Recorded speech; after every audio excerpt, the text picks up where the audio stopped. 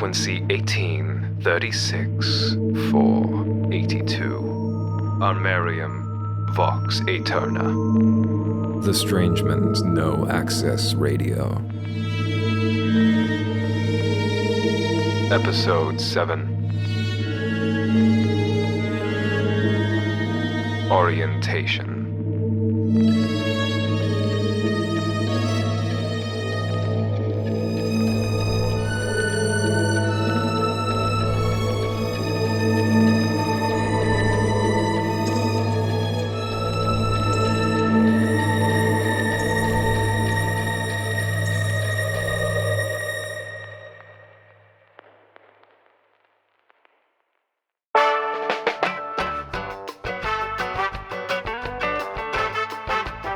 Jock Tuckaby here, back at it again with another broadcast from the Strangeman's No Access Radio.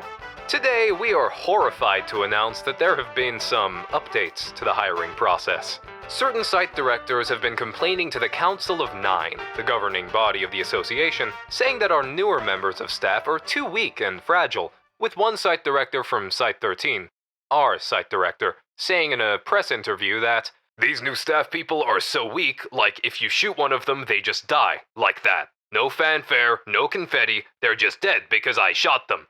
You know, I had a friend once, great guy, excellent guy, took so many bullets to the head that like you wouldn't believe. Metal Skeleton John, best guy I ever knew. Nowadays, someone came into my office, tried to start talking about the many employees I've been shooting, so I took my Magnum 68 and shot them, and they were dead before they hit the ground. Like, really, could you believe? The transcription cuts off there because it was at this point during the press interview that the hydraulic press he was under finally broke his windpipe. It builds character, he sputtered before dying of no oxygenitis. And since these site directors are allowed to make one free interdepartmental change after they die, the Council of Nine has decided that they would change the hiring process so they can get stronger staff. Now, normally the extraction team would just drag you off the streets if you've seen something unexplainable, and throw you into a new job at the association, whispering, "Do it. Do the job." But now we have a more hands-on orientation, so now all new applicants have been dropped on a deserted island where they have to fend for themselves. One of the 4 members of the Council of Nine, noted self-made man, justified this arrangement by saying, "It shouldn't be too hard. My father abandoned me on a deserted island for 5 years with nothing but myself, my wits, and my boat, so I could leave whenever I wanted to." When asked whether a boat full of supplies would be provided for the potential employees, he said no and elaborated, saying that it builds character. There was a trial run scheduled for today, so we here at the No Access Radio thought that it would be a great idea to broadcast the first attempt to everyone. It'll be great, like a real season of Survivor. I haven't actually seen a Survivor, Doug just decided it would be a good slogan, and Holly has yet to disagree. But anyway, we're gonna check on our newest hires. The screech of a seagull, the smell of the ocean, the warm heat of the sun. Connor Maxinaveri awoke slowly. It took him much longer than was expected to notice that he was not in his bed and to process the beach around him. His movements were sluggish and disjointed when he finally arose to brush the sand from his wheat-colored hair. His delirium was so consuming that Connor only noticed the other man trying to talk to him when he was only a few centimeters away from his face. The other man asked if Connor knew where they were in a confrontational tone. Behind him, Connor saw 2 other women. One was shorter than himself with brunette hair, while the other's was tinted with an artificial blue. When they all realized that none of them had any idea where they were or why, they all began to collectively but internally ask themselves, who could have done this to us? Why is this happening? Almost in response, a voice called out to Connor. Welcome to Orientation Day. Please escape as far as 400 meters off the island in the next 20 hours or risk dismissal. The voice did not travel into his ears, but outward, as if the voice was emanating from inside his mind. From the reactions of the people around him, he could see that they all heard it too. They all stood in silence for a few minutes before the woman with brunette hair decided to speak up and take charge. She began asking for all their names in turn. The other man was apparently called Mitch. The brunette was called Amy, and the blue-haired woman paused uncertainly before answering Sky. Amy began to make escape plans. First they'd get food, Next, they'd start a bonfire to attract any planes, and then they'd either wait to be rescued or build a raft, or... She never did finish that sentence. The island comprised a beach surrounding a small jungle growth in the center. None of them wanted to go into the small growth as the foliage was dense and obtrusive, but it didn't seem like they needed to. Coconut trees were growing on the outskirts. Connor elected himself to try to bring them down. However, he was never a climbing type, so Connor tried to throw some small rocks he found on the shoreline to try and knock them down. After 20-odd minutes of aimless rock throwing, he managed to get one coconut to land on the soft sand. Connor tried to peel the coconut, but Mitch, after watching Connor's pathetic attempts, took the coconut to the most jagged rock he could find and tried to crack it open. He said it was something he learned from his dad, and it seemed to work. After a few seconds of coconut bashing, Mitch finally managed to split open the coconut to reveal the 9 lizards that had been nesting inside. They all scattered, swarming all over Mitch's body before he could even begin to react, biting at everywhere and anywhere they could get their teeth into. And all Mitch could do in response was scream a low, rough roar. Well, that's enough of that for now. Some listeners may be asking about all the sound effects and may try to congratulate Doug, the sound guy, on his amazing soundscaping. But you shouldn't. I made all those sounds myself. With my mouth. Some have been asking how I make those noises. Experts say that I am being taken over by an unknown malicious force, and this is an indicator of my continued fall into the clutches of its power. Or maybe I'm just really good at my job. But anyway, let's move on and talk about how we got to that island. So, island shopping is no big deal. There's like the whole question of, well, what do you want out of an island? Do you want it big, small, imperceivable? Does Australia count? Can you buy Australia? What's the price? Who do I have to talk to about this? Do I even have the money? I'm in crushing debt right now and I owe more people than people owe me. Why do I even want an island? Tax purposes. What do taxes do? Just float around and smell? I don't know. So after 30 minutes of soul searching, we found one off the coast of South America, right next to Dinosaur Island. A brief note, just to make it clear, the Strangeman Association takes no credit for the Dinosaur Island right next to our new island. That whole mess was not us. We believe it was either time-traveling dinosaurs or one of our competitors, maybe a forgotten business venture from the recently disbanded Let's Do Science a Lot gang, still cursing us from beyond the scientifically accurate afterlife. But no, our island does not have dinosaurs. Our island has lizards that hibernate in coconuts, apparently. But the island isn't called the Coconut Lizard Island. We got naming rights after buying the island, so after a rigged raffle, it's now called Frog Island. Because it's shaped exactly like a frog. If you squint, take off your glasses and replace the island with a picture of a frog. But before we could begin to throw people over there without a care in the world, we first had to deal with some problematic elements. You see, we were sold a fake island. It was a trick by some very dastardly real estate developers. There was no Frog Island. There was never a Frog Island. But we found it anyway, which usually is a sign that stuff is about to go down. First of all, both real estate frauds who sold us the island suddenly found themselves dead from several natural causes through the chest, so that loose end was quickly cleared up. Next, we had to deal with the fake estate developers who didn't own the island that didn't exist. Negotiations were tough because they didn't happen, and they didn't send us any angry emails about nothing. But luckily, the association hadn't come to an agreement and didn't rebuy the island that doesn't exist, and the fake estate developers didn't agree to all the terms because they weren't real. Next, of course, was making the island suitable for real life. So there was a big operation involving tons of sand and grass being put in the middle of the ocean, where the island wasn't, so that there would be an island. We also had to add in trees and foliage to make things more interesting. I mean, you can't just have an island with just sand. That's boring. Some of the weird stuff just sort of happened on its own. Like, I'm pretty sure we didn't order hibernating lizards in our coconuts. Oh well, that just means the potential employees have to keep themselves on their toes, we say, desperately not trying to fix the problem. Anyway, I think we should check up on how our new crew members are doing. The cry of the seagull, the cold of the night, the screaming emptiness in his stomach. Connor was tired, as was everyone else still trapped on the island. All the plans that Amy had set up were quickly dashed away like dust in the wind. The fire did not happen. All ideas any of them had involved using glasses to direct sunlight and burn some sticks, but none of them had any glasses, so they couldn't start a fire. They could not build a raft because the small bundles of sticks that they grabbed from the nearby trees were too flimsy to float. They couldn't even build a shelter, not out of any difficulty or unexpected complication. There just wasn't the coordination inside the group to complete the task.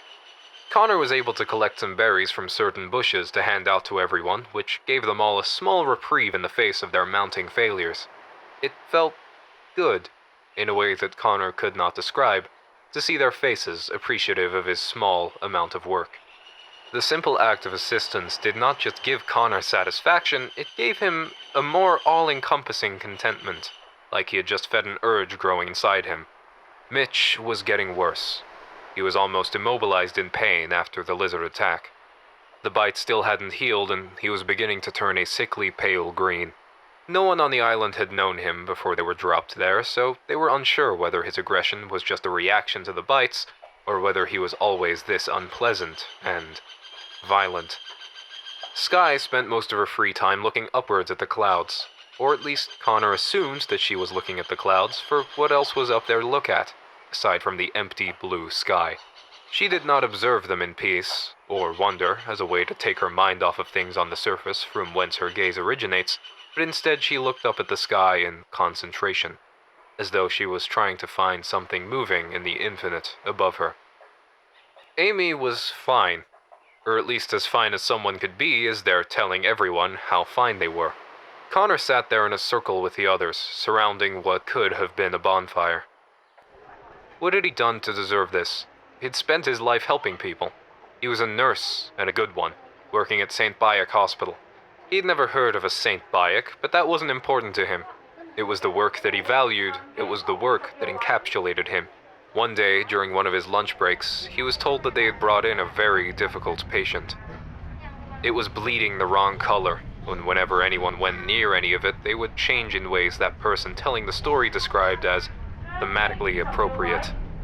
It was at that moment that he noticed that the person talking to him had less than the average amount of mouths. Connor spent his break in silent terror, which persisted when he was called back to work by a nurse with fingernails that grew in spiral patterns. He did not remember the few moments, whether this was through some effect of the strangeness of the situation, or if he's been trying to bury the memories deep down inside himself.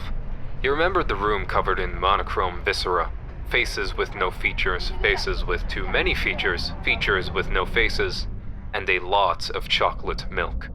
The last thing he remembered before having a black bag forced over his head and waking up to this island was a man in a bowler hat, tipping it towards him and thanking Connor for his excellent recovery. The assistance is sure to want you. At the back of this strange man's head, Connor could see a moving piece of skin connecting the hat to his head. Connor continued to sit for a while before getting up and telling the others that he was off to get more berries as Amy stewed quietly, Mitch grumbled silently, and Sky stared upwards. While I've been reading that surprisingly detailed report on our potential employees, I've taken a quick poll, and it appears that the popular consensus so far is that this is the first time that the association has done anything like this. Popular consensus consisting of just me, because I'm very popular. But no, while this is the first time that we've let the different potential hirees work together and cooperate, there are several times where the Strangemen Association has performed a Battle Royale-style orientation day, similar to this one. However, after the first attempt at a new orientation standard, we usually stop doing them and plan to cease any other similar orientation methods indefinitely. But as you have already guessed, we still keep doing them anyway, because as one of our great and memorable Strangemen mottos states, memory is a curse to be lifted, and thus we shall be able to perform any and all tasks without fear or hesitation. Last time we did this, we dropped potential employees into a dystopian alternate universe where all the buildings were secretly not buildings. That doesn't sound right. Eggplant? So maybe they were dropped on an eggplant planet. Hard to say. A bit vague. You know what? I'm just gonna keep reading about what's happening now. This is much less complicated. The scream of a seagull, the smell of blood, the breaking of dawn. Mitch had been the first to attack. It was sudden, immediate, but not entirely unexpected. As the seconds passed, Mitch had been getting worse. The newfound scales in his skin had begun to grow an hour before he attacked, and the pupils in his eyes had narrowed, snake-like.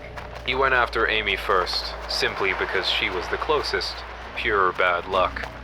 Mitch's jaws were sharper and wider than the lizard's that inflicted this savagery upon him, so the wound was much more lethal. It would not have been a baseless assumption to consider that Mitch may have always been slow, as, despite both Skye and Connor having to carry Amy through the dense foliage of the jungle at the center of the island, they managed to escape Mitch, for now breaking through to the other side. Amy lay on the sand with all the little particles of sediment slowly pouring into her wounds. Connor stayed by her side, trying all that he could to keep her alive. Resuscitation, applying pressure to the wound, and feeding her berries. He didn't understand why he did that last thing. He was just trying to do whatever he could to help, and at that point, it was all that mattered to him. Skye continued to stare upwards, barely even aware of Amy's pain or Connor's attempts to help her, but Connor didn't mind this. In fact, he preferred it this way. They were both in the middle of worship, and for one to interrupt the other would be at the very least rude.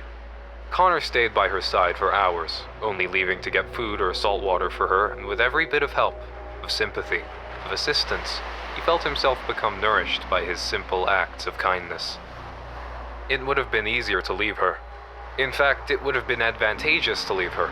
Connor knew that Mitch might slowly be making his way through the jungle toward the three of them, but he stayed by her side, not for her, but for the assistance that he would give her. However, despite everything, Amy did inevitably succumb to her wounds, and in her pain and torment, she built character. Connor barely reacted. He was so totally engrossed within himself. The help he gave to someone in need fueled him, bound him, made him whole, made him more than what he was. Skye interrupted him with her gaze. It unnerved Connor, for he truly thought that he was alone in his ascension. The pupils of her eyes were small, almost imperceptible, leaving only the blue of her iris to focus upon. Connor could tell that she was experiencing something similar to himself, but her becoming was directed at something else, something simpler. Behind her, Connor assumed that the day had broken as a brilliant blue had begun to shine upon them, but it was not the open air above that Connor could see and Skye could feel, and it certainly wasn't the vast space that dragged her up into the blue and swallowed her whole. It was only then that Connor realized that Skye might not have been her name, but maybe the only thing that she could think of in that moment. But Connor did not care. She was perfectly fine. She did not need help. Out on the shoreline, Connor could see a brilliant golden glow emanating from behind the horizon, but he knew that it couldn't be the sun. The glow was holy, gratifying, all-consuming. It was a being that was not unlike Connor himself, a being that was actually more like Connor than he was, a pure entity, inviting. It was a distilled empathy, and it reached out for Connor with one of its many helping hands.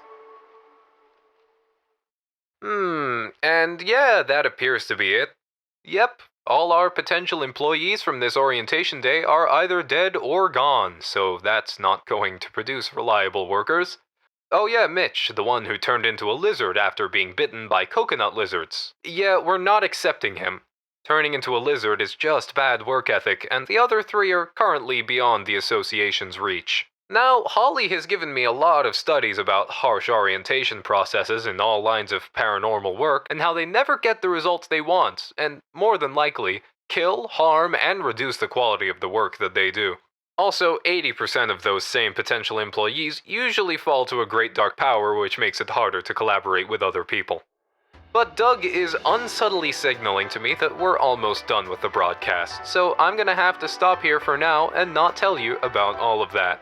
The island should be ready for the next batch of people tomorrow, unless it's being shut down. Either way, can't wait to see you all there.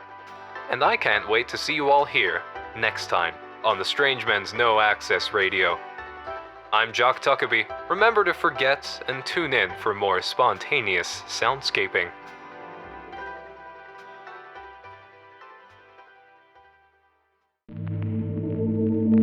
This episode of The Strangeman's No Access Radio was written, edited, and directed by Lachlan Millard. This episode featured Ryder Gavin as Jock Tuckaby,